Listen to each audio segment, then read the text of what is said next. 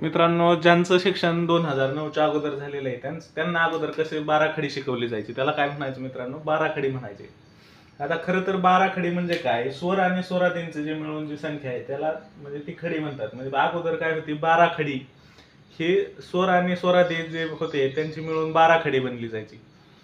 आता स्वर कोणते आणि स्वरादी कोणते? स्वरमध्ये अ, आ, ई, उ, ऊ हे जे रू आणि लृ आहेत मित्रांनो, हे रू आणि लृ काय होते? 2009च्या अगोदर बाराखडीमध्ये म्हणजे जे आपली बाराखडी म्हणायचे त्याच्यामध्ये काय याचा समावेश नव्हता. त्याच्यानंतर जे आले ते काय आहेत आपले? मग 14 खडी आणि 16 खडी अशी तयार झाली मित्रांनो. आता 14 खडी सुद्धा काय म्हणतात त्याला? आता जे आहे त्याला 14 खडी, पण खरं तर ती काय आहे? 16 खडी आहे. कारण जे स्वरादी जे आहेत आपले त्या स्वरादीचा हे यामध्ये काय होत असतो? समावेश होत असतो. त्याच्यामध्ये आता रू आणि लृ काय होते? हे बाराखडीमध्ये अगोदर गणले जात नसायचे. अगोदर बाराखडीमध्ये अ, आ,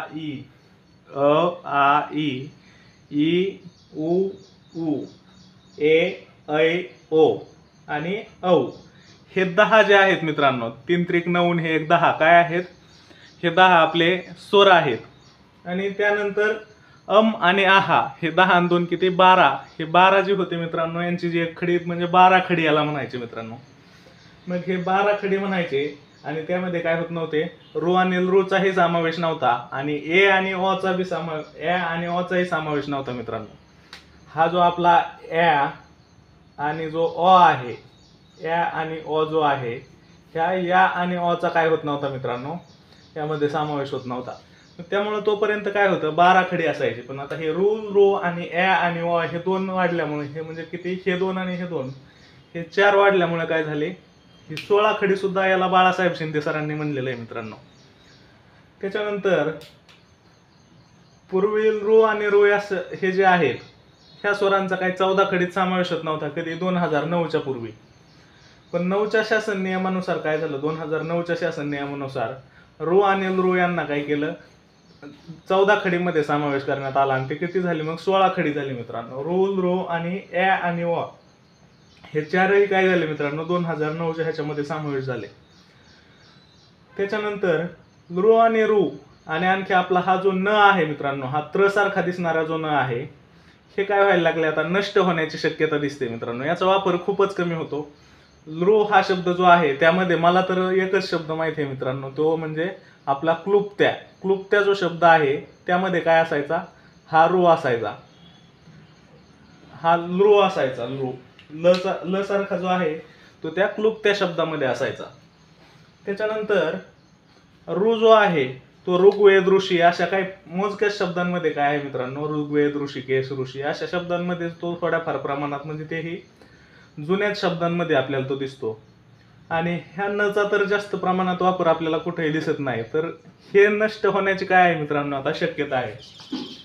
त्याच्यानंतर हा जो र आहे आपला र आहे बाराखडी मधला. आता ह्याचा जो व्यंजन आहे र म्हणजे काय आहे? तो एक व्यंजन आहे, त्याचं टंगडं मोडलेलं पाहिजे मित्रांनो. तो जो र आहे या रचा काय होतो? र या वर्णाचा उच्चार करताना आवाजाचे कंपन होते. आवाजाचे काय होते मित्रांनो? कंपन होते. आता कंपन म्हणजे काय? कंपन म्हणजे काय मित्रांनो? तर आपल्या सगळ्यांना आता चित्रपट बघायची खूप सवय असते आणि चित्रपट बघताना आपण मगाधिरा हा चित्रपट होता मित्रांनो, साऊथचा चित्रपट आहे. त्या मगाधिरा चित्रपटामध्ये आपण बघतो की त्या हिरोईनला जुनं काहीच आठवत नसतं मित्रांनो आणि हिरोला थोडं थोडं आठवायला लागतं. आणि मग तो हिरो काय करतो की तो ढोल वाजवतो बघा. ढोलावर पूर्ण वारुळ तयार झालेलं असतं आणि तो असं एकदम पूर्ण सीन डोळ्यासमोर आणा, त्याच्यावरती ते पूर्ण वारुळ तयार झालेलं असतं आणि तो काय करतो? तो ढोल अगोदर त्याने ढोल वाजवूनच त्या हिरोईनला काय केलं होतं? इम्प्रेस केलं होतं मित्रांनो. आणि मग तो काय करतो? नंतर पुन्हा तिची आठवण परत आणण्यासाठी, तिची मेमरी आणण्यासाठी काय करत असतो? तो ढोल वाजवत असतो. तो ढोल वाजवताना त्या ढोलावर जे खडे उडतात ना मित्रांनो, त्या ढोलावर जे ढोल वाजल्यानंतर खडे उडतात, ते वाजून खडे उडतात, त्याला काय म्हणतात मित्रांनो? त्या ढोलाचं कंपन झालेलं असायचं. ते जे आपण ढोलावर मारतो किंवा तबला वाजवताना त्या तबल्याचे जे वरचे हे असते त्याच्यावरती काय होतं मित्रांनो? तर त्याच्यावरती पुढे म्हणतात त्याला. पुढे तबल्याची वरची जी पुढे असते त्याच्यावर जे आपण मारतो त्यानंतर काय होतं? त्याची कंपन पावतं मित्रांनो. कंपन पावतं म्हणजे काय? असं थोडंसं व्हायब्रेट झाल्यासारखं होतं. आता त्याचप्रमाणे आपला रचा उच्चार करताना काय होतं, आवाजाचं कंपन होत असतं. आता रचा उच्चार करताना कंपन झालेला असं एकदा रचा उच्चार करताना तुम्हाला जाणवणार सुद्धा नाही. पण त्याचबरोबर जर तुम्हाला खरंच बघायचं असेल होतो का नाही, तर र असा उच्चार करून बघा मित्रांनो. र जो आहे त्याला जास्त प्रमाणात असं जोर देऊन म्हणण्याचा प्रयत्न करा, तर त्याचं काय होत आहे, कंपन होतंय.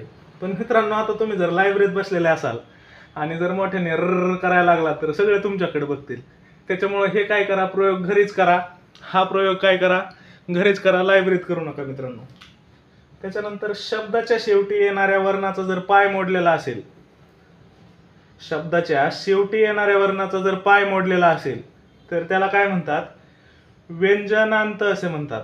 म्हणजे शेवटी येणारा, आता शेवटी स्वर येतच नाहीत शक्यतो, आणि त्याला काय म्हणतात, व्यंजनांत म्हणतात. स्वर आला तरी तो काय असतो, व्यंजनात मिक्स झालेला असतो. म्हणजे काही प्रमाणात असतो बी, पण काही प्रमाणात काय असतो, तो स्वर व्यंजनामध्येच मिक्स झालेला असतो. त्याच्यामुळे शब्दाच्या शेवटी येणारा जो वर्ण आहे त्या वर्णाचा काय असतो, पाय जर मोडलेला असला, आपण जो हा शब्द वापरला अन, अन मध्ये काय आहे मित्रांनो, हा नचा पाय मोडलेला आहे. आता याला काय म्हणतात, व्यंजनांत. आता आपण व्यंजन आणि अक्षर यामधला फरक बघितला होता, व्यंजन आणि अक्षर आणि स्वर मधला फरक बघितला होता. तर व्यंजनामध्ये काय असतं मित्रांनो, व्यंजनामध्ये काय असतं तर वर्णाचा पाय मोडलेला असतो. व्यंजनामध्ये वर्णाचा पाय मोडलेला असतो आणि तो काय नसतो, पूर्ण उच्चारित नसतो. व्यंजन जो असतो तो काय असतो, पूर्ण उच्चारित नसतो. त्याच्यामध्ये जेव्हा स्वर ॲड होतो, त्याच्यामध्ये एखादा स्वर ॲड होतो, हा जर समजा न आहे आणि याच्यामध्ये आणखी अ ॲड झाला तर काय होतं मित्रांनो, न आणि अचं मिळून न असं होतं आणि ह्याचं टंगडं मोडलेलं नसतं. पण मग आता ह्याच्या अंती काय आहे मित्रांनो, तर याच्या अंती स्वर आहे, कोणताही स्वर असू द्या. आता नच्या ऐवजी आपण अच्या ऐवजी इथं जर ऊ घेतला, ह्याच्याऐवजी आपण ऊ घेतला तर नु असं होतं. मग आता हा नु म्हणजे कोणताही स्वर आला तर ह्याचं काय होतं, टंगडं मोडलेलं राहत नाही, त्याचा पाय मोडलेला राहत नाही मित्रांनो. मग जो शब्द आहे, शब्दाच्या शेवटी येणाऱ्या वर्णाचा जर असा पाय मोडलेला असेल तर ते काय असतं, व्यंजनांत म्हणतात त्याला. शब्दशः अर्थ आहे मित्रांनो, याची काय व्याख्या वगैरे पाठ करायची गरज नाही, समजून जर घेतलात तर तुमच्या अगदी लक्षात राहण्यासारखी गोष्ट आहे. शब्दाच्या शेवटी येणाऱ्या वर्णाचा पाय मोडलेला जर असेल तर त्याला काय म्हणतात, व्यंजनांत म्हणतात. कारण व्यंजनाचं काय असतं मित्रांनो, आपला पाय मोडलेला असतो, आपण बाराखडीमध्ये बघितलेलंच आहे. त्याच्यानंतर पाय मोडलेला नसेल, पाय जर मोडलेला नसेल तर त्याला काय म्हणतात, स्वरांत म्हणतात. आपण स्वरांचं बी बघितलं, स्वरांचं काय असतं, पाय मोडलेला नसतो. त्याच्यानंतरचा जो मुद्दा आहे मित्रांनो आपला, त्याच्यानंतरची जी बीट अशी आहे, ती बीट आहे अर्धे न होणारे वर्ण. आता काही वर्ण आहेत मित्रांनो ते अर्धेच होत नाही.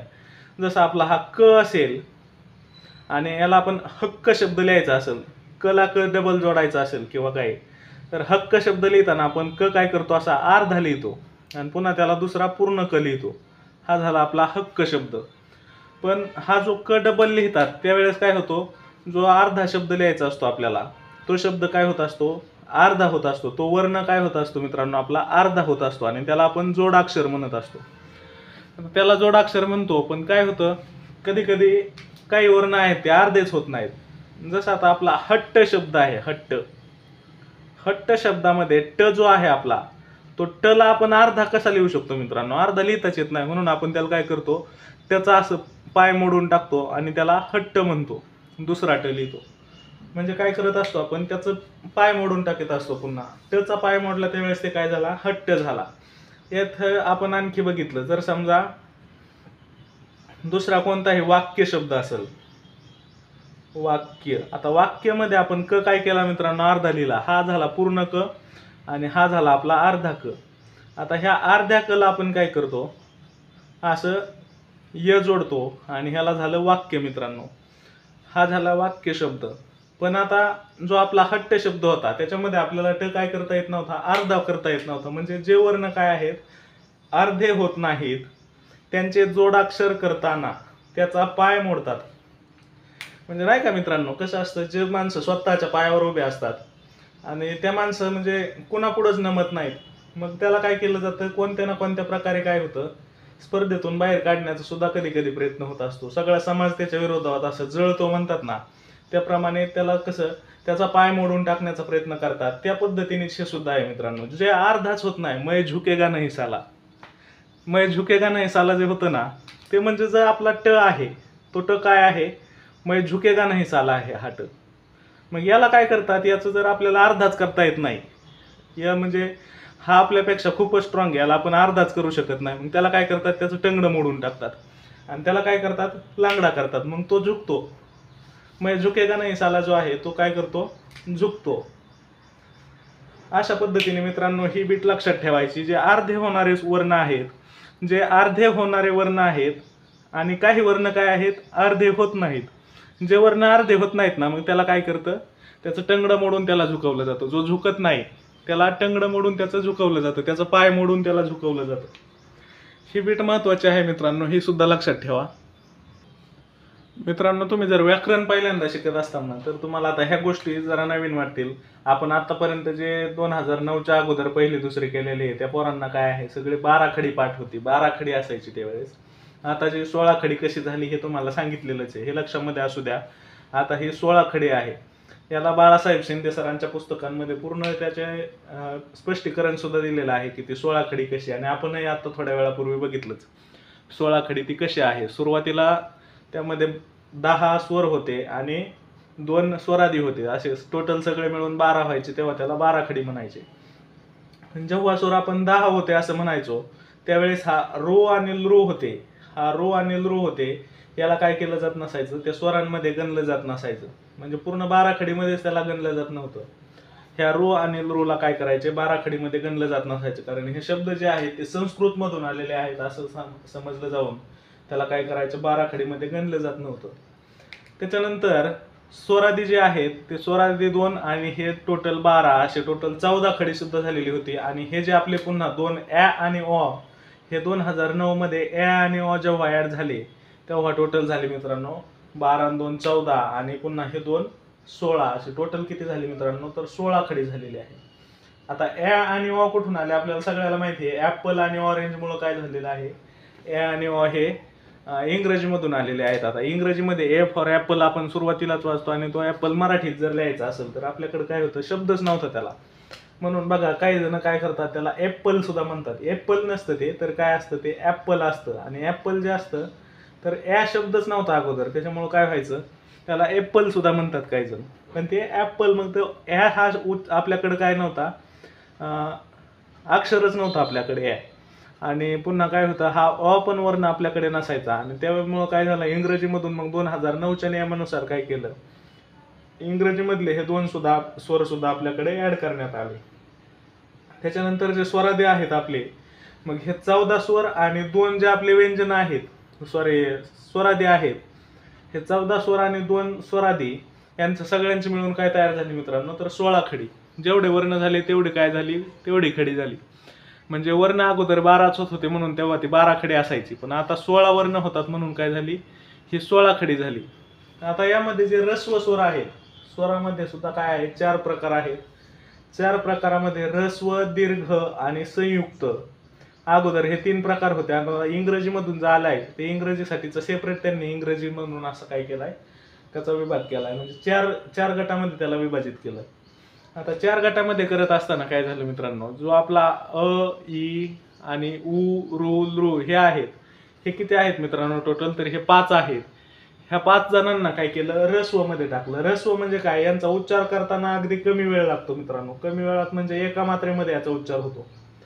आता मात्रा म्हणजे कसे, आपण टप्प्याटप्प्यात उच्चार होत असतात, पण आपल्याला ते काय होतात, टप्पे जाणवत नाहीत. आपण बोलताना सुद्धा काय होत असतं, टप्प्याटप्प्यामध्ये आपले उच्चार होत असतात. तसं अ जो आहे, अ हा लगेच होतो. आणि आ जो आहे, आ साठी काय करावं लागतं मित्रांनो, जरा जास्त वेळ थांबावं लागतं. आ, अ, आ. म्हणजे याच्यामध्ये काय होतं मित्रांनो, जास्त वेळ थांबावं लागतं आणि तो शब्द मग काय असतो, दीर्घ असतो. तसाच ह्या ई आणि या ई मध्ये काय फरक आहे मित्रांनो, तर हे आहे मित्रांनो आपली वेलांटीची दुसरी ई आणि हे आपली काय आहे, पहिली ई. तर हे ई मध्ये आणि ह्या ई मध्ये सुद्धा काय असतो, फरक असतो. यामध्ये म्हणजे उच्चार करत असताना थांबण्याच्या वेळेनुसार याचे काय झालेले आहेत, ऱ्हस्व आणि दीर्घ असे 2 प्रकार पडलेले आहेत. ई आणि ई, ई, ई असे काय आहेत मित्रांनो, हे प्रकार आहेत. उ उ उ उ असे. म्हणजे ऱ्हस्वमध्ये काय आहे, उ. आपण पटकन उ म्हणून मोकळे होतो. पण हा उ जो आहे याला हा ऊसाचा उ म्हणतो मित्रांनो आपण. ऊसाचा उ कशामुळे म्हणतात याला, आपण जर ऊसाचं चित्र काढलं ना मित्रांनो असं, तर ऊसाचं चित्र काढल्याच्या नंतर ऊसाचं पान कसं काढतो आपण असं, मग ऊसाचं हे जे आपण पान काढले, ह्या ऊसाच्या पानासारखंच याला काय आहे, असा उ आहे. म्हणून हे ऊसाचा उ तुमच्या लक्षात बी राहू शकतो. मग हा उ जो आहे, ऊस, आपण याला काय म्हणतो, ऊस. याला ऊस म्हणतो का, ऊस ऊस म्हणतो का, नाही. त्याला काय म्हणतो, ऊस. त्याला ऊस नाही म्हणत आपण. ऊस म्हणजे काय असतं, म्हणजे हा जो उ आहे हा ऊस मध्ये आपण हा उ वापरू शकतो. पण ऊस जर म्हणायचं असेल, ऊस, ऊस हा काय आहे, ऊस शब्दामध्ये हा दीर्घ उ आहे.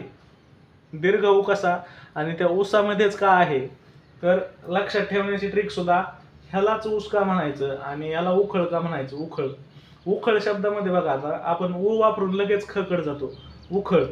तसं ह्याचं कसं, ऊस, ऊस असा वाचतो मित्रांनो. म्हणजे याच्यामध्ये काय करावं लागतं, थोडं आपण नकळत म्हणजे उच्चार असा विलंब करतो. उच्चार करत असताना थोडासा उच्चार काय करतो, याचा लांबवतो आपण.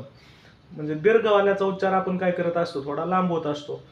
आता यामध्ये ह्या 3 इंचेच काय आहेत, दीर्घ आहेत. अ इ उ यांचेच काय आहेत, दीर्घ मध्ये आहेत. म्हणून दीर्घ किती आहेत मित्रांनो, दीर्घ स्वर 3 आहेत. आपले दीर्घ स्वर जे आहेत ते 3 आहेत. आणि रू आणि लृ यांचा काय दीर्घ आणि ऱ्हस्व काय नसतो मित्रांनो. हे स्वतः ऱ्हस्व मध्ये मोडतात. रू आणि लृ जे आहेत हे काय आहेत, स्वतः ऱ्हस्व मध्ये मोडले जातात, गणले जातात. त्यानंतर हे किती आहेत मित्रांनो, मग ऱ्हस्व 5 आणि दीर्घ जे आहे ते दीर्घ 3. हे अगोदर लक्षामध्ये ठेवा. त्याच्यानंतर जो आपले संयुक्त आहे, संयुक्त म्हणजे काय मित्रांनो, आपला ए आणि ऐ, ए आणि ऐ.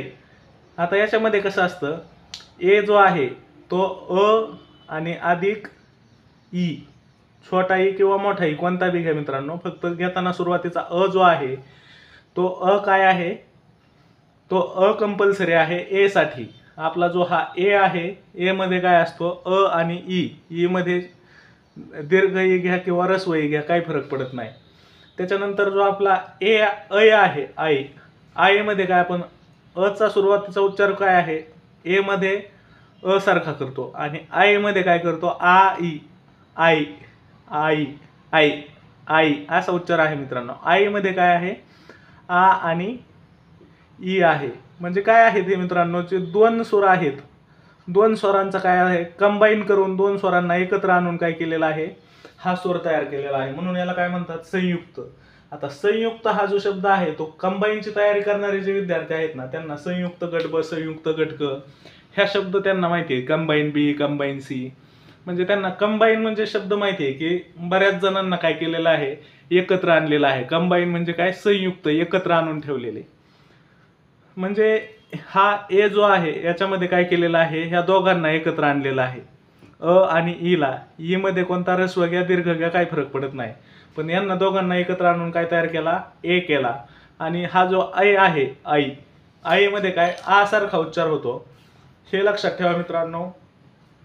आई जो आहे तो आ पासून तयार होत असतो आणि दोघांनाही नंतर जे वापरतो आपण ते ईच वापरतो. ई कोणताही वापरला तरी काही फरक पडत नाही. म्हणजे ह्या 2 स्वरांपासून काय झालेला आहे मित्रांनो, हा एक स्वर तयार झालेला आहे. अ आणि ई पासून ए तयार झाला, आ आणि ई पासून आय तयार झाला. म्हणून मित्रांनो काय आहे, हा संयुक्त आहे. तसाच ओ आणि आवचं सुद्धा तुम्हाला माहित असेल. ओ आणि आवचं काय आहे, कमेंट बॉक्समध्ये टाका मित्रांनो. कमेंट बॉक्समध्ये नक्की कळवा. मी जे लिहितोय ते बरोबर आहे की चुकीचं आहे याचे सुद्धा कमेंट मित्रांनो देत चला.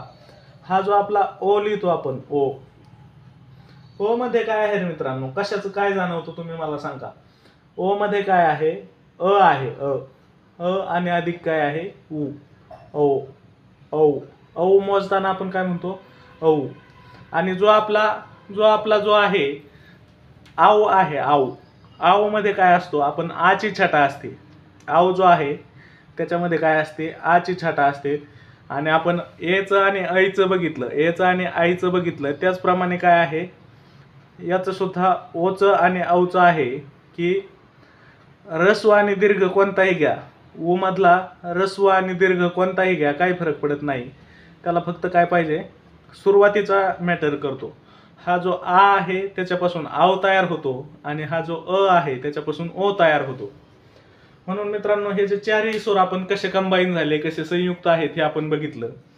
आता हे संयुक्त कसे स्वर हे समजल्याच्या नंतर मित्रांनो संयुक्त कोणते आणि हे पाठ करायची विशेष लक्षामध्ये ठेवायची काही गरज नाही. त्याच्यानंतर ॲ आणि ऑ हे सुद्धा सगळ्यांना माहिती आहे. इंग्रजीमध्ये आपलं ॲपलचा जो ॲ आहे तो ॲपलचा ॲ कसा आलेला आहे, इंग्रजीमधून आलेला आहे. आणि ऑरेंजचा ऑ कशामधून आलेला आहे, इंग्रजीमधून आलेला आहे. हे शब्द जे हे वर्ण जे होते ते आपल्या वर्णमालेत नव्हते. म्हणजे ते वर्ण आपल्या वर्णमालेत नसल्यामुळे 2009चा जो शासन नियम आहे ते 2009च्या शासन नियमानुसार आपण ह्या 2 वर्णांना काय केलेलं आहे, वर्णमालेमध्ये ॲड केलं. आणि मग हे 2 आणि रू आणि लृ जे अगोदर आपल्या वर्णमालेमध्ये समाविष्ट नव्हते त्यांना हे 2 आणि हे 2 म्हणजे 4 ॲड केल्यामुळे काय झालं, 12 खडीची डायरेक्ट मित्रांनो 16 खडी होऊन बसली. आता 16 खडी कशी लक्षात आलंच असेल. हे 14 स्वर आणि स्वरादी जे आहेत आपले अम आणि आहा. आता ह्यामध्ये याला स्वरादी का म्हणायचं हे पाठ करण्याची विशेष गरज नाही मित्रांनो. सुरुवातीला अगोदर अ आहे आणि नंतर काय आहे, छोटा म ची छटा आहे याच्यामध्ये. म्हणजे काय आहे, अम म्हणजे म किंवा आपण न ला सुद्धा काय करतात मित्रांनो, अनुस्वाराने दर्शवतात. पण आपण जी म ची छटा आहे याच्यामध्ये ती काय आहे, म आहे. पण सुरुवातीला अगोदर काय आहे मित्रांनो, त्या म च्या अगोदर तर तो स्वर आहे. म च्या अगोदर काय आहे, स्वर आहे. अगोदर म्हणजे काय, आता आधी. अगोदर म्हणजे आधी. आता मग म च्या आधी काय आहे, स्वर आहे. म्हणून काय आहे, तो स्वर आधी आहे. म च्या अगोदर काय आहे, स्वर आहे. म्हणून तो काय आहे, स्वर आधी. आता तसंच अहा मध्ये काय आहे मित्रांनो, आहा. आपण याला काय म्हणतो, आहा.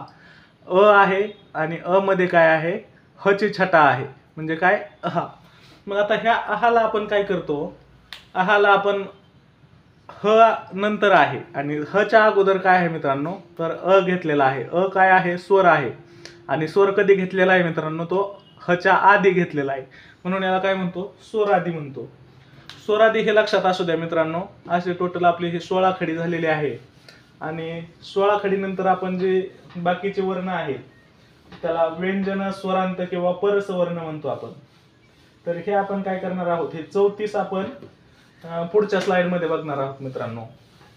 यानंतर आणखी व्यंजने, संयुक्त व्यंजने सुद्धा राहिलेले आहेत मित्रांनो. संयुक्त व्यंजने म्हणजे आपले क्ष आणि ज्ञ आहेत. हे आपण पहिल्या लेक्चर पासून बघत आलोय. हे सुद्धा आपण बघणार आहोत मित्रांनो. आता आपण जे बघणार आहे त्याला काय व्यंजन आणि स्वरांत, व्यंजन म्हणतात किंवा स्वरांत म्हणतात किंवा परवर्ण सुद्धा त्याला आपण म्हणतो. ते टोटल आहेत आपले 34 मध्ये आता काय आहे तर 25 आपले आहेत स्पर्श व्यंजने. 25 काय आहेत मित्रांनो, स्पर्श व्यंजने. म्हणजे काय होतं की त्यांचा उच्चार करताना कुठं ना कुठं काय होतं, स्पर्श होत असतो.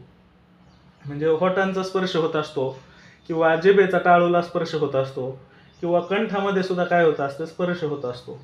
म्हणजे त्याचे जे स्पर्श होत असतात त्याला काय म्हणतात, स्पर्श व्यंजने असे सुद्धा आपण म्हणतो.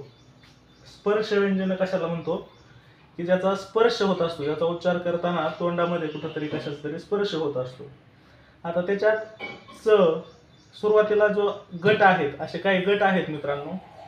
आणि ते गट आपण बघू. गटामध्ये क गट आहे, क गट. दुसरा गट च गट आहे. आता याचे सगळ्यांचे काय आहेत मित्रांनो, टंगडे मोडलेले आहेत. क गट, च गट, त्यानंतर आपला ट गट, त्यानंतर त गट आणि नंतर प गट. आता हे जर लक्षात नसेल राहत असं, प गट आपला दिसत नाही का याच्यामध्ये, थोडा वरती घेऊ मित्रांनो. तर हा शेवटचा काय आहे, प गट आहे. आता ह्याच्यामध्ये काय होतं मित्रांनो, जर आपण हे जर बघायला गेलो तर ह्याच्यामध्ये हे गट महत्वाचे आहेत आणि गट लक्षामध्ये राहत नाहीत मित्रांनो. असे आपल्याला क ख ग घ अशी आपण काय केलेले आहे, 12 खडी पाठ केलेली होती आणि त्याच्यामध्ये काय आपल्याला हे असे उभे गट आहेत ते लक्षात राहत नाहीत. तर मग आता ते गट जे लक्षात ठेवायचे ते लक्षात ठेवण्यासाठी आपली एक ट्रिक आहे मित्रांनो. क च ट त प म्हणजे काय, कचट्यात पाय. आपण ह्याला काय म्हणू शकतो, कचट्यात पाय असं सुद्धा म्हणू शकतो मित्रांनो.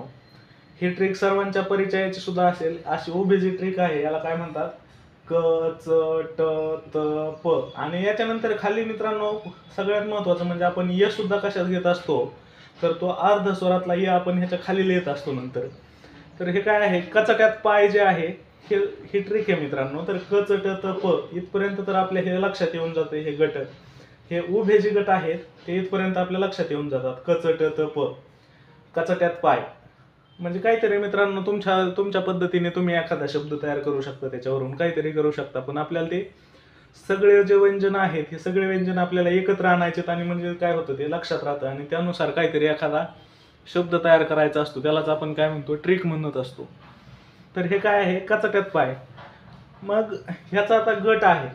कच्या गटात कठोर ज्या वाटतात ना मित्रांनो आपल्याला, ते कठोर आहेत ते म्हणजे क आणि ख. क आणि ख काय आहेत मित्रांनो, कठोर आहेत. त्यानंतर ग आणि घ जे आहेत ते काय आहेत, मृदू आहेत. आता तुम्ही म्हणणार घ मध्ये ह येतो आणि ख मध्ये पण ह येतो, तरी हे मृदू कसं काय? तर त्याच्यामध्ये आपण जे जीभ आपली टाळ्याला लागत असते मित्रांनो उच्चार करत असताना, तर ते जीभ टाळ्याला कोणत्या ठिकाणी स्पर्श करते याच्यावरून ते कठोर आणि मृदू असे सुद्धा ठरलेले असतात. तसंच हे जे आपले अनुनासिक आहेत, आता अनुनासिक प्रत्येक गटांसाठी एक एक अनुनासिक असतं. प्रत्येक गटांसाठी काय असतं मित्रांनो, एक एक सेपरेट स्वतंत्र अनुनासिक असतं. आता क च्या गटासाठी जे अनुनासिक आहे त्याला तुम्ही लहानपणी ड म्हणून वाचत असता.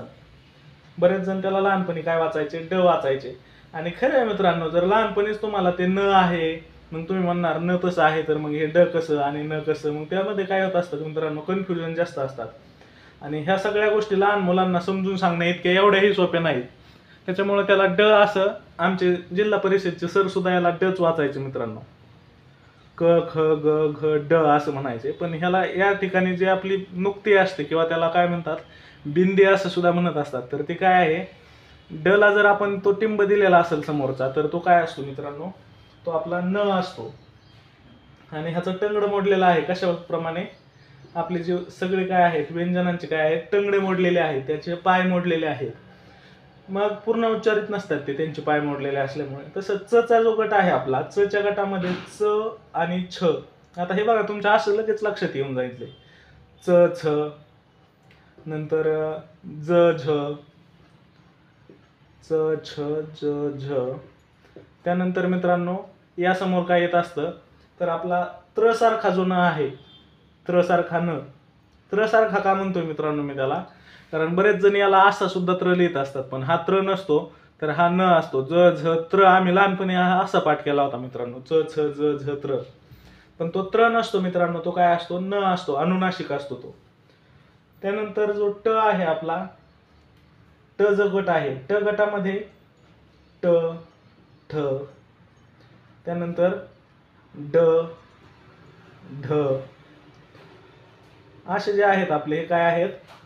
आणि याच्यामध्ये न हा हे काय आहे, ड सारखा उच्चार होणार हा न आहे.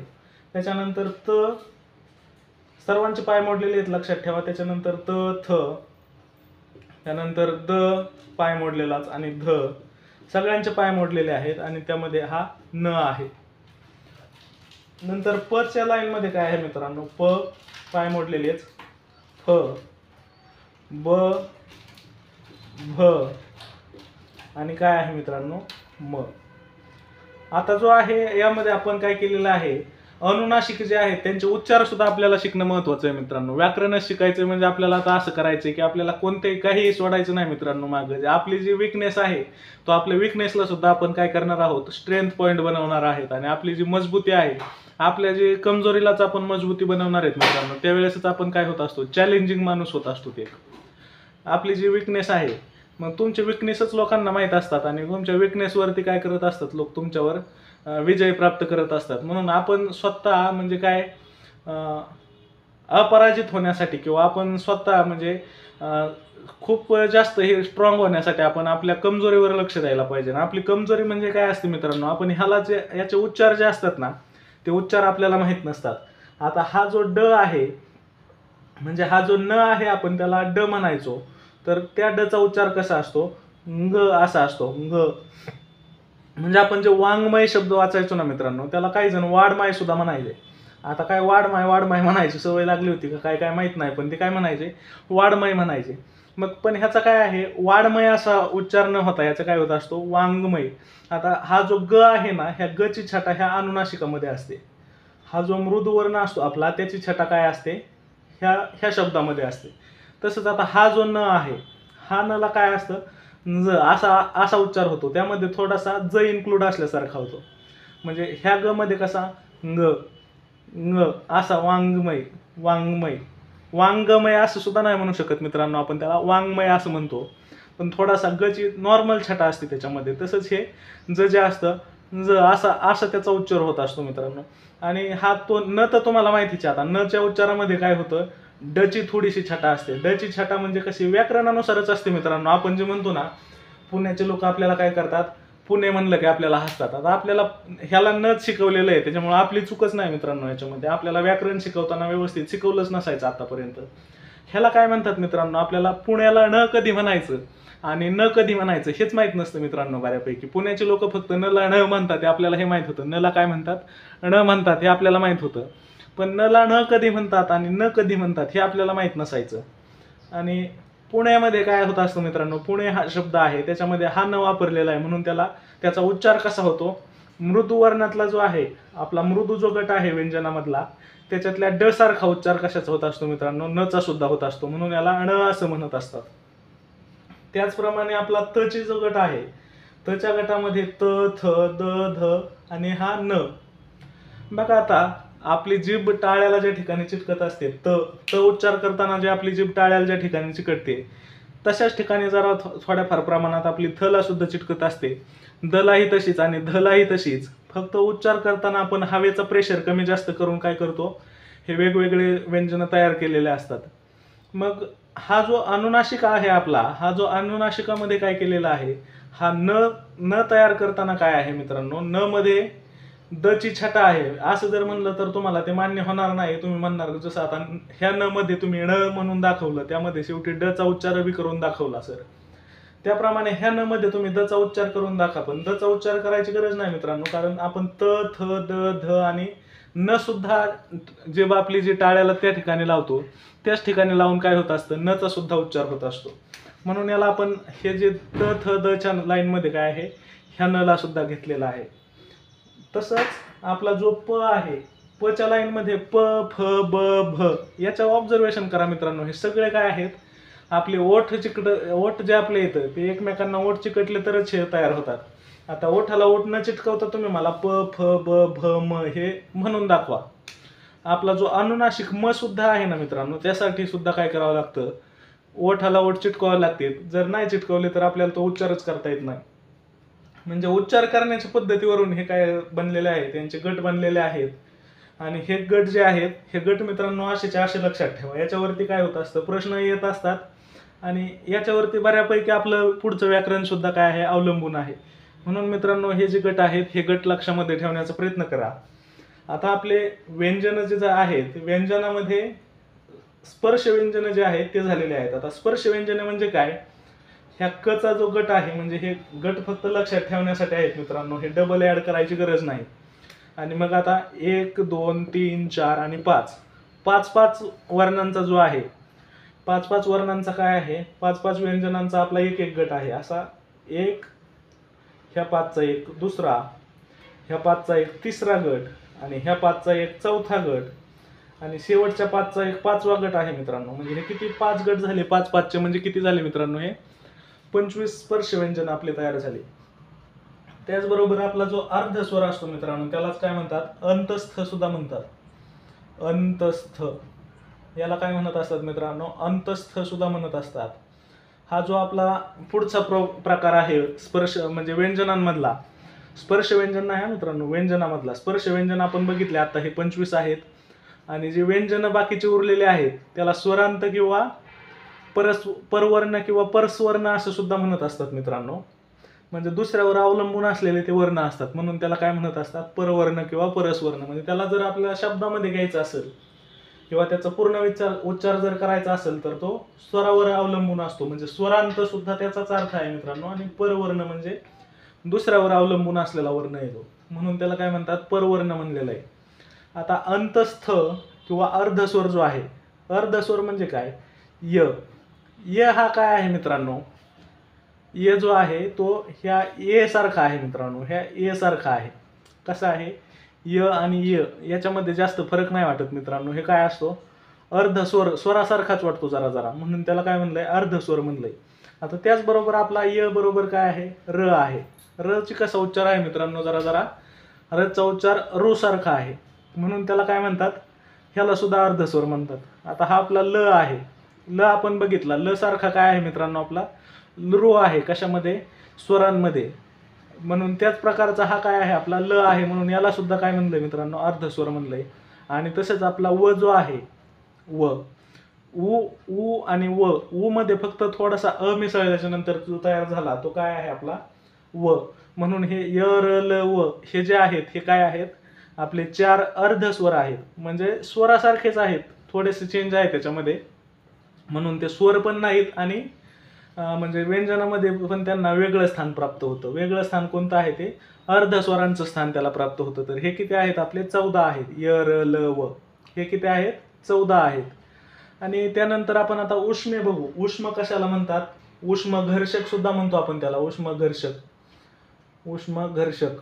आता या घर्षक मध्ये काय होतं, कुठंतरी घर्षण होत असतं शब्दांचं हे करत असताना. श श स असे हे जे शब्द आहेत त्याच्यामध्ये काय होत असतं, थोडंसं घर्षण झाल्यासारखं, हवा काय होती, अशी घासून येते.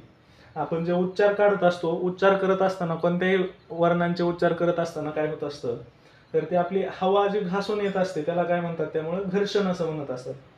श श स. आता श मध्ये काय आहे मित्रांनो, श मध्ये सुद्धा हवा घासूनच येते.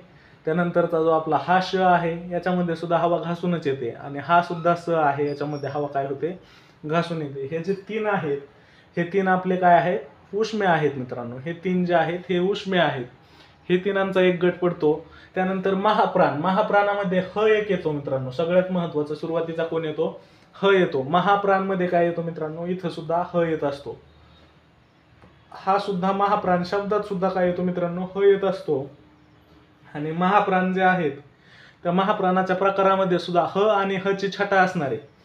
आता छटा असणारे म्हणजे काय, की आपण इंग्लिशमध्ये जर आपण कोणताही शब्द लिहित असतो, समजा आपण श जर लिहायचं असेल आपल्याला, श, तर श लिहिताना आपण यस एच लिहितो. त्याला कसं, श लिहायचं असेल तर यस एच लिहितो. मग यस एच काय आहे, यस एच मध्ये काय आहे, एच ची छटा आहे, एच ची म्हणजे ह ची छटा आहे, म्हणून त्याला काय म्हणतात मित्रांनो, महाप्राण असं सुद्धा म्हणत असतात.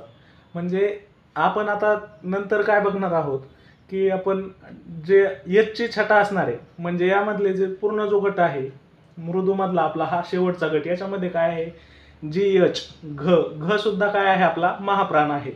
झ सुद्धा आपला महाप्राण आहे. ढ सुद्धा महाप्राण.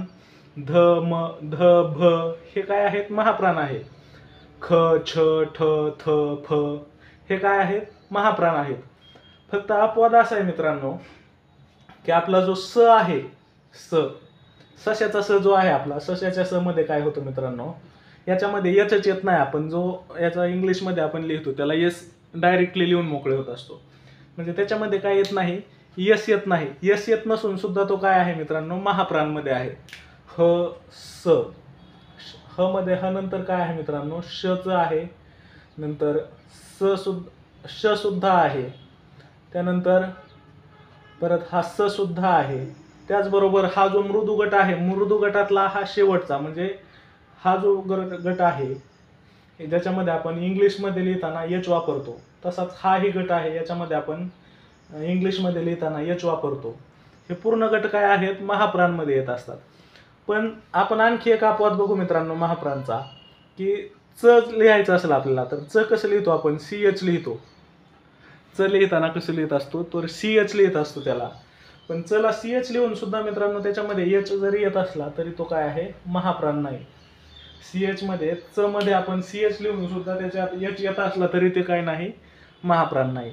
हे सुद्धा मित्रांनो लक्षात असायला पाहिजे. हे सुद्धा जे 2 अपवाद आहेत ते 2 अपवाद सुद्धा लक्षात ठेवा.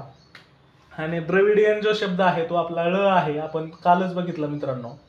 हा कोणता आहे, ळ आहे. म्हणूनच हिंदी भाषेमध्ये ळ सुद्धा नसतो मित्रांनो.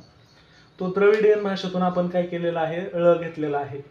त्याच्यानंतर आपलं जे संयुक्त व्यंजन आहेत, आपल्याला आता काय बघायचं मित्रांनो, तर संयुक्त व्यंजन मित्रांनो अशा हीच आहे की आपण काय करा, लेक्चर मी मुद्दाम छोटे छोटे घेत आहे, अर्ध्या अर्ध्या एक एक तासाचीच लेक्चर घेतोय. आता त्या अर्ध्या अर्ध्या आणि एक एक तासाच्या लेक्चर्समध्ये मला अपेक्षा ही एवढीच आहे मित्रांनो, की हा जो द्रविडेन आहे हा एक आहे, आणि म्हणजे ही जी आपली पूर्ण वर्णमाला आहे, ही वर्णमाला पूर्ण अशा गटानुसार तुमच्या लक्षात असायला पाहिजे. मित्रांनो तुम्ही फक्त एवढं करा, मी सांगतोय तेच सगळ्या गोष्टी करत राहा. तुमचा व्याकरणातला असू द्या किंवा मग मी शिकवलेल्या कोणत्याही घटकातला एकही मार्क जाणार नाही याची शाश्वती मी देतो मित्रांनो.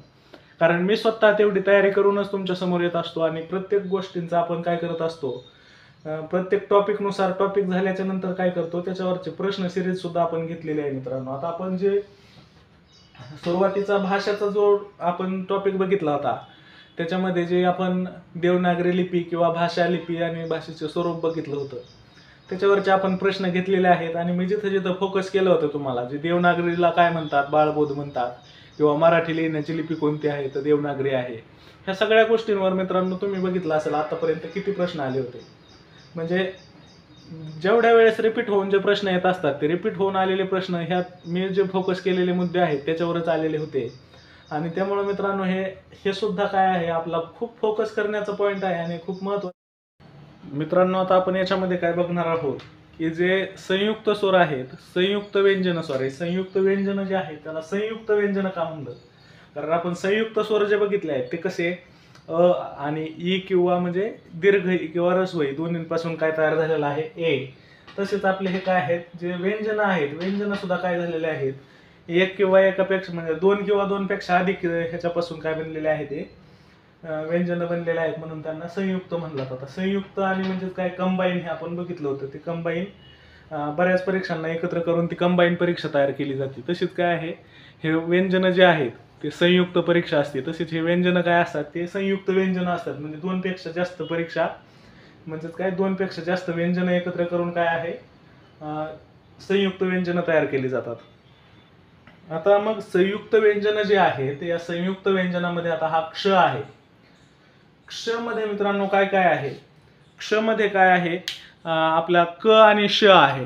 त्याचबरोबर आपला जो ज्ञ आहे त्यामध्ये द न आणि य, हे ज्ञ ते काय असतात, मग द न आणि य हे एकत्र येत असतात.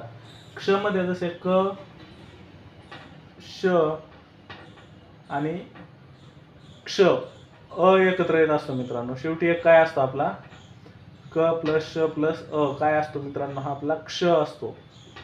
त्याचबरोबर कसं असतं की हा ज्ञ जो असतो, हा जो ज्ञ असतो, आपण क्षचं बघितलं मित्रांनो, तसं ज्ञचं कसं असतं, द असतो, त्यामध्ये काय आणखी परत न असतो, आणि त्यामध्ये परत काय असतो मित्रांनो, य असतो, आणि मग काय असतो, अ असतो. मग हा काय झाला, पूर्ण ज्ञ झाला. ज्ञ हिंदीमध्ये याला ज्ञ म्हणतात, आपण मराठीमध्ये त्याला ज्ञ म्हणतो. तर असे हे काय आहेत, संयुक्त व्यंजन आहेत. सगळ्या व्यंजनांपासून हा तयार होऊन काय झालेला आहे, वर्ण तयार झालेला आहे. आणि म्हणून त्याला कोणता वर्ण म्हणतात, तर संयुक्त व्यंजन नावाचा वर्ण म्हणतात. तो एक प्रकार पडलेला आहे मित्रांनो. तर आपण संयुक्त व्यंजन कसे असतात ते बघितले. त्यानंतर संयुक्त व्यंजनानंतर आपल्याला बघायचंय मित्रांनो, तर स्वरांच्या उच्चारावरून दीर्घ आणि ऱ्हस्व असे जे स्वराचे उच्चार आहेत, आपण आता मग अशीच बघितलं की स्वर म्हणजे काय आहेत, दीर्घ आहेत स्वर काही, आणि काय आहेत, काय ऱ्हस्व सुद्धा काही आहेत. मग आता दीर्घ स्वर आणि ऱ्हस्व स्वर याच्यामधून काय बदल होतो, आणि हे ऱ्हस्व का म्हणायचे, दीर्घ का म्हणायचे, डोक्याला एवढी झंझट का करून घ्यायची मित्रांनो. तर त्याच्यानुसार काय होत असतं, स्वरांच्या उच्चारानुसार सुद्धा काय होतं, शब्दांमध्ये अर्थ बदल होत असतो. जो दीर्घ आणि ऱ्हस्व उच्चार आहे स्वरांचा, आपण उच्चार करत असतो, त्यानुसार काय होत असतं, अर्थ बदलत असतो. म्हणून कोणत्याला पहिली वेलांटी द्यायची, कशाला दुसरी वेलांटी द्यायची, हे सुद्धा तितकंच महत्त्वाचं आहे. आणि म्हणजे त्यासाठी हे काय आहे, स्वरांचे उच्चार सुद्धा कसे असतात ते महत्त्वाचं आहे.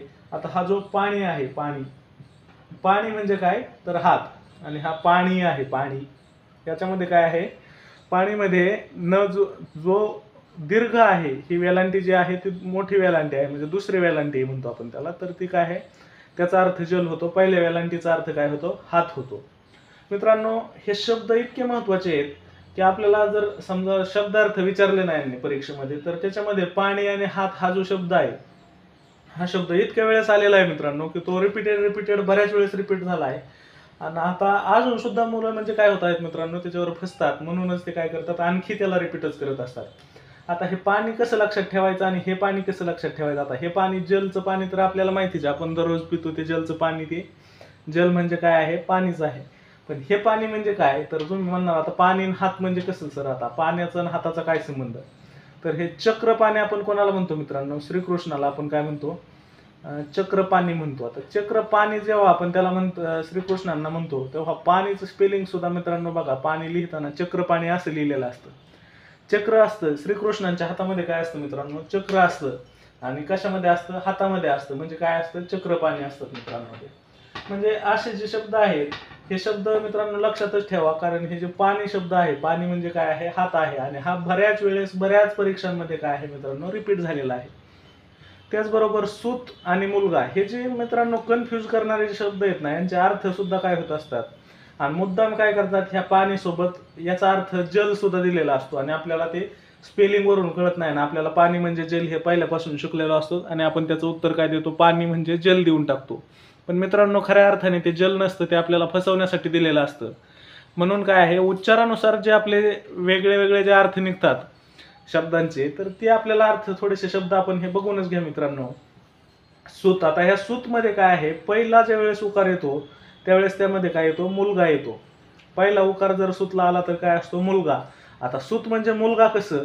तर जे हनुमान जे होते, हनुमानराय यांचं काय नाव होतं मित्रांनो? तर पवनसूत होतं.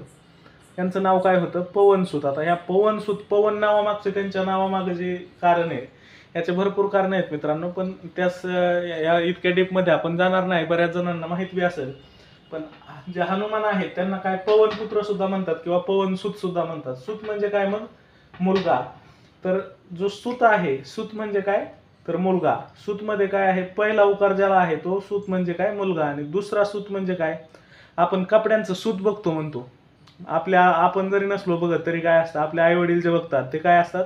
कपड्यांचं सूत बघत असतात. कपड्यांचं सूत जेव्हा बघतात तेव्हा कपड्यांच्या सुतामध्ये काय? कपड्याचा धागा कसा आहे ते कपडा असा लांबूनच बघून सूत कळतं का मित्रांनो? धाग्याला असा स्पर्श करून आपल्या आई वडील किंवा आई ज्या वेळेस कपडे घेत असते. आता मी माझ्या आईसोबत साडी वगैरे घेताना गेलेलो आहे, तर साडी घेताना आई काय करायची? असं कपड्याचं काय करायची? सूत बघायची, सूत चेक करायची, असं हात लावून आहे ना, धागा कसा वाटतोय, मऊ वाटतोय किंवा काय, म्हणजे त्याच्यावरून काय कळतं? सूत कळतं. ते सूत काय असतं? ते धाग्याचं सूत असतं. आणि हा जो सूत असतो तो सूत म्हणजे काय? मुलगा असतो. जसा पवन सूत त्या प्रकारे. आता या ठिकाणी दिन जसा आहे, दिन म्हणजे काय? दिन म्हणजे दिवस सुद्धा आहे. पहिले वेलांटीवाला जो दिन आहे त्याला काय म्हणतात? दिवस म्हणतात. आता आपण जो समजा स्वातंत्र्य दिन स्पेलिंग, स्वातंत्र्य दिन शब्द लिहिताना काही जण काय करतात? दिनला असं बी लिहून टाकतात. मग आता स्वातंत्र्य सुद्धा आपलं कसं झालंय? गरीब झाल्यासारखं झालंय मित्रांनो. आणि खऱ्या दृष्टीने आपण म्हणू शकतो की स्वातंत्र्य गरीब झालंय, कारण ज्या देशामध्ये आपल्या घटना घडायला लागल्यात, ह्या घटना मित्रांनो एकदम निंदनीय आहेत आणि ह्या घटनांचं कुणीही समर्थन करू शकत नाही. अशा प्रकारच्या ह्या काही घटना घडत आहेत. ह्या घटनांमुळे मित्रांनो देशाची शान असलेले, आपल्या देशाचे जे आपण आईला माते समान मानतो, मातृत्व समान आपण प्रत्येक बहिणीला, म्हणजे ज्या मुलींना बहीण मानतो, आई मानतो, यामध्ये कुठंतरी काहीतरी काय व्हायला लागलेलं आहे? बदल व्हायला लागलेला आहे. आणि हे मित्रांनो खरंच नाही घडायला पाहिजे. तर जे आपलं स्वातंत्र्य आहे ते स्वातंत्र्य सुद्धा कसं झालंय मित्रांनो? दिन स्वातंत्र्य व्हायला लागलंय.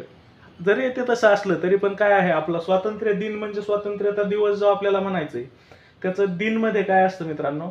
तर हा दिन असा असतो. आता हा जो दिन आहे, हा दिन म्हणजे काय आहे? गरीब आहे. दिन दुबळ्यांची सेवा करतात, म्हणजे काय? गरिबांची सेवा करतात. हा काय असतो? हा दिन म्हणजे गरीबावाला दिन आहे. दुसरी वेलांटीवाला दिन म्हणजे गरीबावाला दिन आहे. त्यानंतर सूर. आता सूर म्हणजे काय मित्रांनो? तो सूर म्हणजे देव असतो. आता त्याचा विरुद्धार्थी शब्द जर आपण असुर लावला तर असुर म्हणजे काय? राक्षस असतो. मित्रांनो हे शब्द लक्षात ठेवा. माझा प्रत्येक शब्द तुम्हाला परीक्षेच्या कामी येणार आहे आणि तुम्ही हे सगळे शब्द माझ्या आवाजाच्या चढ उतारानुसार सुद्धा लक्षात ठेवणार आहेत. म्हणूनच मी तुम्हाला एकदम टिपिकल शुद्ध भाषेत सुद्धा तुम्हाला मी शिकवू शकतो. पण मी जो आवाजाचा चढ उतार करत आहे ना, हे म्हणजे काहीतरी वेगळेपणा तुमच्या लक्षात राहावा म्हणूनच याचं काय करत आहे? चढ उतार आवाजामध्ये करत आहे. आता तुम्ही हे दिन आणि दिन हे तर विसरणारच नाही मित्रांनो, कारण आपलं जे स्वातंत्र्य आहे ते कसं आता भ्रष्ट नेत्यांमुळे म्हणा किंवा मग काय असतं, जी संस्था आहे समजा आपली, जे शासन व्यवस्था आहे, त्या शासन व्यवस्थेमध्ये काय होतंय की बऱ्याच म्हणजे अशी व्यवस्था आहे आपली की आपल्याकडे काय होतं, कायद्यामधून सुद्धा अशी तरतुदी आहेत की एकाही म्हणजे ज्यावर बेगुन्हा म्हणतो आपण, एकाही निर्दोष व्यक्तीला शिक्षा व्हायला नाही पाहिजे. आणि जरी दोषी त्यासाठी जरी 1000 दोषी सुटले तरीही चालेल, पण एका सुद्धा निर्दोषीला काय व्हायला नाही पाहिजे, तर शिक्षा नाही व्हायला पाहिजे. आता हे दुसरं जे सेंटेन्स आहे त्यामधला अर्थ की एकाही निर्दोषी व्यक्तीला शिक्षा नाही व्हायला पाहिजे, हे कितपत होतंय किंवा काय नाही हे आता आपण बघतोच मित्रांनो. पण त्याबरोबर काय आहे की जे पहिलं वाक्य आहे, पहिला पूर्वार्ध या वाक्याचा, की हजारो त्यामध्ये दोषी व्यक्ती जरी सुटले तरी चालेल, पण निर्दोषी व्यक्तीला शिक्षा नाही व्हायला पाहिजे. त्यामध्ये हजारो दोषी व्यक्ती नक्कीच सुटतात मित्रांनो, हजारो गुन्हेगार काय होतात, सुटत असतात. पण त्यामुळे काय होत आहे आपल्यामध्ये जो स्वातंत्र्य दिन आपण आता उल्लेख केला, तर हा स्वातंत्र्य काय झालेला आहे, दिन झाल्यासारखं झालंय मित्रांनो. स्वातंत्र्याचा अपमान करणं हे मला सहन होणार नाही मित्रांनो, मी पण नाही करू शकत. मी एक देशभक्त आहे, म्हणजे मी स्वातंत्र्याचा अपमान नाही करत मित्रांनो, फक्त हा स्वातंत्र्य दिन आणि यामध्ये तुम्हाला हा शब्द समजून सांगत आहे. स्वातंत्र्य दिन म्हणजे मित्रांनो स्वातंत्र्याचा दिवस आहे. आणि आपलं जे स्वातंत्र्य आहे आता कसं व्हायला लागलेलं आहे, थोडंसं म्हणजे चुकीच्या हातात जायला लागल्यासारखं वाटतंय किंवा काय, म्हणजे कोणत्या गव्हर्नमेंटला मी नाव ठेवणार नाही, कोणतेही आले तरी तेच होत आहे मित्रांनो. त्यामुळं आपण तसं नाही बोलू शकत. तर चला पुढे आपल्याला राजकारणामध्ये किंवा ह्या गोष्टींपासून वाचायचंच, आपण त्यामध्येही करणार नाही. तुम्ही सर्वजण सुशिक्षित आहात आणि तुम्ही यामध्ये नक्कीच काय बदल करायचा किंवा काय नाही हे सर्व तुम्ही काय करणार आहात, ठरवणार आहात. तुम्ही एक सक्षम व्यक्तिमत्व आता बनायला लागलेले आहेत. अभ्यास करून आपण फक्त परीक्षा पास होत नसतो मित्रांनो, तर आपल्याला जीवनातले अनेक धडे मिळतात आणि आपण जीवन कसं जगलं पाहिजे आणि आदर्श जीवन आपण काय करत असतो, प्रस्थापित करत असतो मित्रांनो अभ्यास करून. त्याच्यानंतर आपला पुढचा शब्द जो आहे तो आहे शिर. आता ह्या सूरचं बघितलं का मित्रांनो, सुरामध्ये काय आहे, सूर आणि असूर हे दोन शब्द आहेत. बघा आता या ठिकाणी आपण जे स्वातंत्र्याशी रिलेटेड केलं याच्यामध्ये सुद्धा काय आहेत, सूर आणि असूर सुद्धा काय आहेत मित्रांनो. जसं सूर म्हणजे काय, तर देव माणसं सुद्धा काय आहेत याच्यामध्ये, चांगल्या सिस्टीममध्ये चांगली लोक बी आहेत काय, त्यामुळं काय होतंय अजून सुद्धा आपण सुरक्षित आहोत मित्रांनो. तसं बांगलादेश सारखी आपली परिस्थिती झालेली नाही, अजून सुद्धा आपण सूर आहोत. आपल्याकडे अजून सूर लोक आहेत. सूर म्हणजे काय, तर देव माणसं आहेत मित्रांनो काय. आणि असूर म्हणजे काय आहे मित्रांनो, आता याचा विरुद्धार्थी शब्द सांगतोय मी. असूर म्हणजे काय, राक्षसी वृत्तीचे सुद्धा लोक आता झाले. जे आपल्याकडे आता घटना घडली मित्रांनो, ते 4 वर्षाच्या मुलीसोबत सुद्धा अन्याय झाला. म्हणजे इथपर्यंत जे आसूर सुद्धा मित्रांनो, आसुरांच्या सुद्धा अंगावर काटा येईल अशा घटना घडतात. पण आता त्यामध्ये आता त्यांचे जे संस्कार असतात ते त्यांचे संस्कार ते समोर आणतात आणि संस्कारांचं तिकडं काही बी होतं मित्रांनो. पण एखाद्या नाहक व्यक्तीला सुद्धा काय होतंय, तर ते त्रास भोगावा लागतात. असू द्या, तुम्ही विद्यार्थी आहात, तुम्हाला ह्या सर्व गोष्टींमध्ये थोडंसं नॉलेज असायला पाहिजे आणि हे बोललं तरी बी काही अडचण नाही मित्रांनो. तुमच्याशी हे संवाद साधायलाच पाहिजे. हा जो सूर आहे, सूर म्हणजे काय असतो मित्रांनो, दुसरा उकार असणारा सूर जो आहे, तो दुसरा उकार असणारा सूर म्हणजे काय आहे, आवाज आहे. आपण नाही का म्हणत याचे सूर खूप चांगले लागतात, याचे सूर चांगले लागतात म्हणजे काय, ह्याचा जो आवाज आहे याचा आवाज खूप छान आहे. एखाद्या गायकाचा जो असतो तो सूर असतो. आता तुम्हाला हे जर गायक सूर हे थोडंसं जरा कसं वरच्या लेवलचं वाटत असेल तर तुम्हाला आपल्या लेवलचं सुद्धा सांगतो. सूर म्हणजे काय, आता आपण जेव्हा आपल्याला काहीतरी आपण खोडी करून आईवडिलांचा मार खाल्लेला असतो आणि आईवडिलांचा मार खाऊन खोडी करून मार खाल्ल्यानंतर आपण रडायला लागतो आणि मग आई काय म्हणते माहिती आहे का, तुझा सूर बंद कर बरं, तुझा सूर बंद कर म्हणजे काय, तुझा आवाज बंद कर म्हणजे काय, सूर असतो मित्रांनो. त्याचा अर्थ काय, सूर असतो. त्यानंतरचा आपला शिर हा शब्द आहे. शिर म्हणजे काय, डोके. म्हणजे तेरा शिर धड से अलग कर दूंगा असे जे हिंदी पिक्चरमध्ये डायलॉग असतात ना मित्रांनो, तर ते शिर म्हणजे काय, तर ते डोकं असतं. शिर म्हणजे डोकं. आता डोक्यावर उभं राहणं म्हणजे काय, शीर्षासन करणे. शीर्षासन त्यामध्ये काय आहे, हा शिर आहे. त्यामध्ये पहिली वेलांटी असते मित्रांनो. हे शब्द आहेत, हे शब्द खूप महत्त्वाचे आहेत आणि हे लक्षामध्येच ठेवायचे आहेत. त्यानंतर हा दुसरे वेलांटीवाला जो शिर आहे, तो शिर म्हणजे काय, रक्तवाहिन्या. आपण आता सलाईन लावताना कसं मित्रांनो, आपण ज्यावेळेस सलाईन लावायचं असतं तेव्हा काय करत असतात डॉक्टर, आपल्या शिरा शोधत असतात. ती शिर म्हणजे आपल्या शरीरात ज्या शिरा असतात, शिरा आणि धमन्या यामधली जी शिर असते ती रक्तवाहिनी असते. त्याच्यानंतर सलील. आता हा सलील शब्दामध्ये मित्रांनो लला पहिली वेलांटी आहे. हा शब्द कसा लिहिलेला आहे हे प्रत्येक वेळेस मित्रांनो लक्षात द्या, बारीक लक्ष द्या याच्याकडे. सलील म्हणजे पाणी सुद्धा होतं आपलं, जलवालं पाणी जे आहे ना, दुसरी वेलांटी मित्रांनो, तो जलवाला पाणी म्हणजे काय, सलील सुद्धा होतो. आणि दुसरी वेलांटीवाला सलील जो आहे तो लिलेने असा अर्थ होतो मित्रांनो त्याचा. लिलेने म्हणजे काय, की त्यांचं जे आता लहान मुलांच्या जे लीला असतात, लहान श्रीकृष्ण लीला आपण म्हणतो, कृष्णांनी जे समजा काहीतरी हे केलेले आहेत तर त्याला काय म्हणायचं, कृष्णलीला म्हणायचे. त्यांच्या लहानपणीच्या जीवनाला कृष्णलीला सुद्धा म्हणायचे मित्रांनो. आता त्याचबरोबर आपण आता पुढचा जो शब्द आहे तो चंचू. चंचू म्हणजे काय मित्रांनो, तर चोच असतो. आणि चंचू म्हणजे दुसरा काय अर्थ आहे, निशांत आहे, निष्णात आहे. निष्णात म्हणजे काय, चंचू. आणि दुसरा चंचू म्हणजे काय, तर तो हा. अशा प्रकारे मित्रांनो यांचे काय होत असतात, अर्थ बदलत असतात. दुसरा चंचू म्हणजे काय आहे, निष्णात. आणि पहिल्या वेलांटीवाला चंचू म्हणजे काय आहे, तर तो चोच आहे. नंतरचा चाटू. चाटू शब्द म्हणजे काय, संतोष देणारे. आता कसे आपण नाही का म्हणत, हा काय करतोय, हा लय चाटूपणा करतोय बाबा, हा लय काय करतोय, लागोल चालन करणं, किंवा एखाद्याच्या लय जास्त म्हणजे कोणाकडून आपला काही फायदा होत असेल तर त्याच्या असं एकदम पुढं पुढं करायचं. म्हणजे काही नेते डायलॉग वापरतात एकमेकांच्या विरोधात, की तुम्ही काय करता, नेत्यांच्या चटाया उचलता, आपण त्या सतरांच्या उचलायलाच तुम्ही राहिले, किंवा ह्या ज्या गोष्टी आहेत कार्यकर्त्यांबद्दल बोलल्या जातात त्यामध्ये काय असतो, तो चाटूपणा असतो. म्हणजे काय असतं, चाटू म्हणजे काय, संतोष देणारं. एखाद्याला असं संतोष देण्यासारखं आपण वागत असतो, म्हणून त्याला काय म्हणतात, हा लय चाटूपणा करतोय, म्हणजे संतोष देतोय त्यांना, म्हणजे त्यांच्या नजरेत चांगलं होण्याचा प्रयत्न करतो. काय असतो, तो चाटू असतो. आणि हा जो चाटू दुसरा उकार आहे, दुसऱ्या उकारावाला जो चाटू आहे, तो दुसऱ्या उकारावाला चाटू म्हणजे काय, लाकडी फळी. आता आपण घरी कुरड्या पापड्या किती जण करतात माहीत नाही, पण पापड्या जेव्हा करत असतात, त्या पापड्या करताना काय असतं, त्याचा पापड्याचं जे सुरुवातीचं हे असतं, टेक्स्चर बनवलेलं असतं, त्याला काय म्हणतात, सांजा म्हणतात मित्रांनो आमच्याकडे. तुम्ही काय म्हणतात माहीत नाही, आमच्याकडे त्याला सांजा म्हणतात. आणि ते सांजा काय करतात, पूर्ण असा मिक्स करून घेण्यासाठी, त्या हटवून घेण्यासाठी काय म्हणतात, त्याला चाटू म्हणतात. म्हणजे ती लाकडी फळी जी असते तिला काय म्हणतात, चाटू म्हणतात. त्याच्यानंतरचं जे आहे ते पीक. पीकमध्ये मित्रांनो हा जो पहिल्या वेलांटीवाला पीक आहे, तो पीक म्हणजे काय आहे, तो कोकिळा आहे. पीक म्हणजे तो काय आहे, कोकिळा आहे. आणि दुसरा वेलांटीवाला जो पीक आहे तो काय, आपला धान्यवाला पीक आहे. म्हणजे आपण जो पीक विमा ते भेटतो ना आपल्याला, ते पिकांच्या नुकसानीवरती, म्हणजे ते पीक म्हणजे काय, आपलं शेतात उगणारं पीक जे असतं आपलं, तर ते धान्य असतं. मित्रांनो, पीक म्हणजे धान्य असं नाही म्हणू शकत आपण, कारण पीक आपण खात नसतो, आपण धान्य खात असतो. पण कोणताही शब्द असतो तो कोणत्याही दोन शब्दांचे अर्थ मित्रांनो समान समान काही गोष्टींनुसार आपण काय करतो, की तो शब्द समजून सांगण्यासाठी त्याचा संदर्भ सांगण्यासाठी थोडा तिथपर्यंत आपण कसं तरी ओढून खेचून आणलेला असतो, आणि त्या दोन्हींचे अर्थ जरा जुळलेले असतात. पण प्रत्येक ठिकाणी त्या दोन्हींचे अर्थ जुळतीलच किंवा समान एकाच अर्थाचे शब्द असतील असं नसतं मित्रांनो. आणखी म्हणजे खूप शब्द आहेत की ते समान अर्थाचे नसतातच. त्याच्यानंतर मित्रांनो फक्त मिळता जुळता अर्थ असतो, तो समान म्हणजे एकसारखा नसतो. प्रत्येक ठिकाणी आपण दोन्ही शब्द एकमेकांना रिप्लेस नाही करू शकत. त्याच्यानंतर जो आपला 10वा आहे, 10वा शब्द कोणता आहे, आपला 10वा म्हणजे मित्रांनो आता आपल्याला 10व्याची वेळ अजून नाही आलेली, त्यामुळं कॉमेडीच्या वेळेने जर बघितलं तर हा आपला 10वा काय आहे, प्रश्न म्हणजे शब्द आहे. 10वा शब्द काय आहे, मिलन. मिलन म्हणजे काय, भेट. मिलन म्हणजे काय, भेट. आणि मिलन म्हणजे काय आहे मित्रांनो, हे मिटणे. मिटणे म्हणजे काय, एखादं समजा आता काय आहे, पानं आहेत किंवा काय आहे, लाजाळूचे पानं जे आहेत त्यांचं मिलन जे होतं म्हणजे ते काय होतात, ते मिटतात. लाजाळूचे झाड माहिती आहे तुम्हाला, लाजाळूच्या झाडाला आपण हात लावल्यानंतर काय होत असतं, त्याचे पानं जे असे असतात ते पुन्हा असे मिटून जातात. परत थोड्या वेळाने ते मनाने असे उघडतात आणि आपण हात लावला की पुन्हा ते मिटतात.